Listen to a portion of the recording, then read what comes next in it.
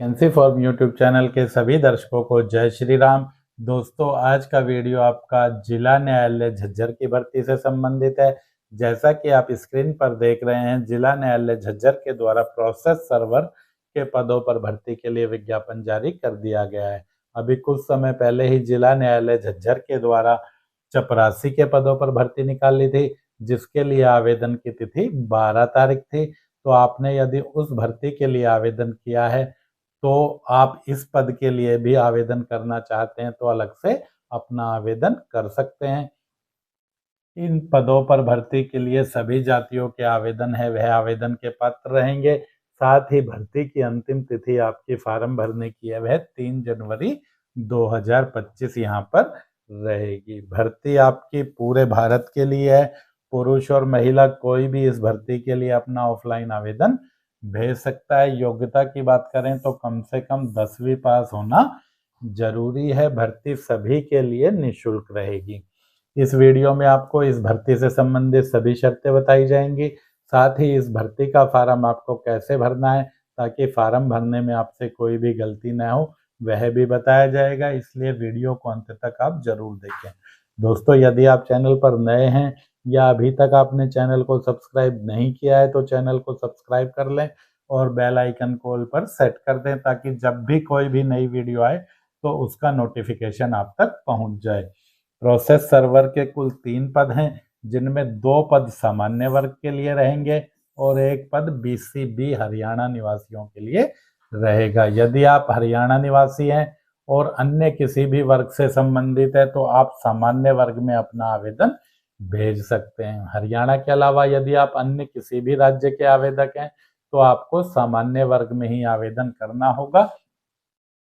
वेतनमान इन पदों पर जो रहेगा वह 16,900 से 53,500 रहेगा। दोस्तों, यह भर्ती अभी टेम्परेरी बेस पर की जाएगी, किंतु जल्द ही यह स्थायी भी हो जाएगी। 10वीं पास होना कम से कम जरूरी है। 10वीं में हिंदी हो या संस्कृत हो या पंजाबी हो, इन तीनों में से एक विषय का होना भी जरूरी है। आयु की गणना आपकी 1 जनवरी 2024 के अनुसार की जाएगी। हरियाणा निवासी BCB वर्ग के आवेदक हैं तो आपको ऊपरी आयु में छूट दी जाएगी। आरक्षण का लाभ जैसा कि आपको बताया है कि सिर्फ हरियाणा वालों के लिए होगा। अन्य राज्य के आवेदक हैं तो आपको सामान्य वर्ग में ही यहाँ पर आवेदन करना होगा। यदि आपको आवेदन पत्र नहीं मिलता है तो आप अपने गांव या शहर के फार्म विक्रेता से संपर्क कर लें, CSC सेंटर से, ई मित्रा से संपर्क कर लें या वीडियो के डिस्क्रिप्शन में लिंक दिया है वहां से भी आप आवेदन डाउनलोड करके भर सकते हैं। डाक से आपको आवेदन भेजना होगा। आप चाहें तो अपना आवेदन है वह व्यक्तिगत रूप से भी जिला न्यायालय झज्जर के पते पर जाकर जमा कर सकते हैं। पता रहेगा आपका office of the district and session जज, judicial court complex, Gurugram road, Jhajjar, pin code 124103 Haryana. इस पते पर आप किसी भी डाक के माध्यम से आवेदन भेज सकते हैं या व्यक्तिगत रूप से जाकर भी जमा कर सकते हैं। जो डॉक्यूमेंट आपको इस फॉर्म के साथ भेजने हैं वह सभी आपके सेल्फ अटेस्टेड होना जरूरी है, जिनमें कम से कम आपको एक 10वीं का प्रमाण पत्र भेजना है।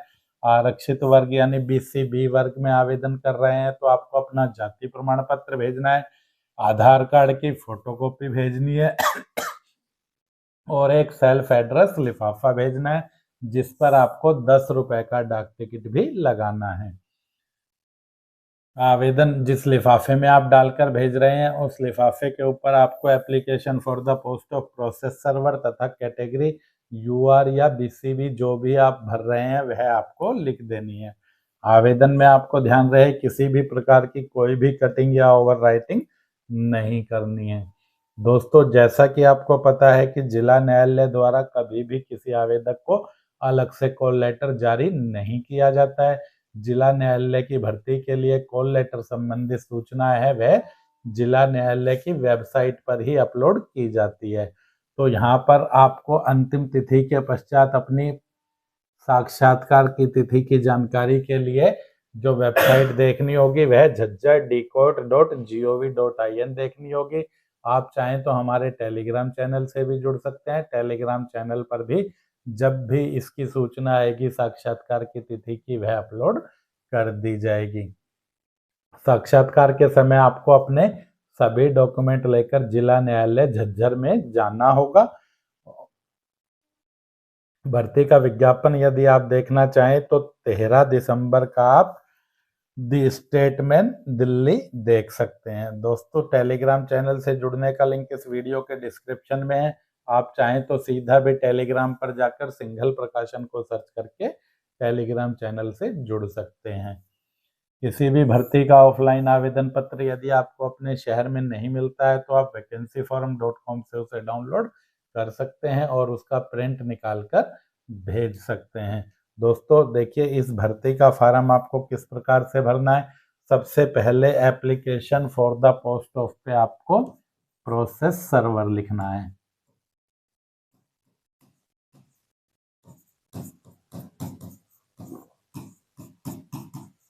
यहाँ पर आपको एक पासपोर्ट आकार की फोटो चिपकानी है। फोटो चिपकाने के बाद उस पर आपको अपना हस्ताक्षर कर देना है। नेम ऑफ कैंडिडेट में आपको अपना नाम लिख देना है, जो भी आपका नाम 10वीं के प्रमाण पत्र में है। फादर हस्बैंड नेम में आपको अपने पिता का नाम लिखना है, जो भी आपका 10वीं के प्रमाण पत्र में लिखा गया है। डेट ऑफ बर्थ में आपको अंकों में अपनी जन्म तिथि लिख देनी है।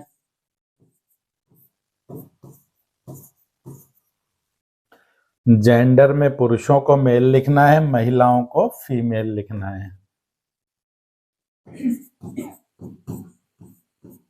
इसके बाद कैटेगरी में जो सामान्य वर्ग में आवेदन कर रहे हैं तो जर्नल लिखना है, वरना बीसीबी। सिर्फ 2 ही कैटेगरी में आपकी रिक्तियां हैं, तो यदि आप बीसीबी में आवेदन कर रहे हैं, बीसीबी वर्ग के आवेदक हैं तो बीसीबी लिख सकते हैं।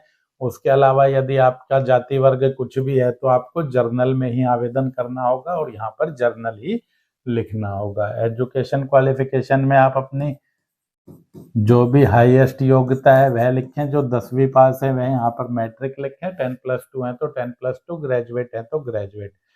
जहाँ तक की भी योग्यता आपने लिखी है वहाँ तक की 10वीं से लेकर सभी सर्टिफिकेट आपको फार्म के साथ लगा देनी है। यदि पद से संबंधित कोई अनुभव है तो वह डाल सकते हैं, वरना इसमें आपको नॉट एप्लीकेबल लिखना है। परमानेंट एड्रेस में इन दोनों लाइनों में आपको अपने स्थायी निवास का पता लिख देना है। इसी तरह कॉलम नंबर 9 में आपको अपने संचार का पता यानी कि कम्युनिकेशन का पता लिखना है। कॉलम नंबर 10 में नेशनलिटी में सभी आवेदकों को इंडियन ही लिखना है। उसके बाद 11 नंबर कॉलम में आपको अपना मोबाइल नंबर लिख देना है, साथ ही नीचे आपको अपनी ईमेल आईडी भी लिख देनी है। डेट में जिस तिथि को आप यह फार्म भर रहे हैं वह तिथि आपको डाल देनी है। प्लेस में आपको अपने गांव या शहर का नाम जहां पर भी आप रहते हैं वह लिख देना है। यहाँ पर आपको अपना हस्ताक्षर कर देना है। तो दोस्तों, वीडियो में अंत तक बने रहने के लिए धन्यवाद। वीडियो पूरा देखने के बाद भी यदि आपका कोई कमेंट है तो कमेंट सेक्शन में कमेंट करके पूछ सकते हैं। मिलते हैं अगली वीडियो में। जय हिंद, जय भारत।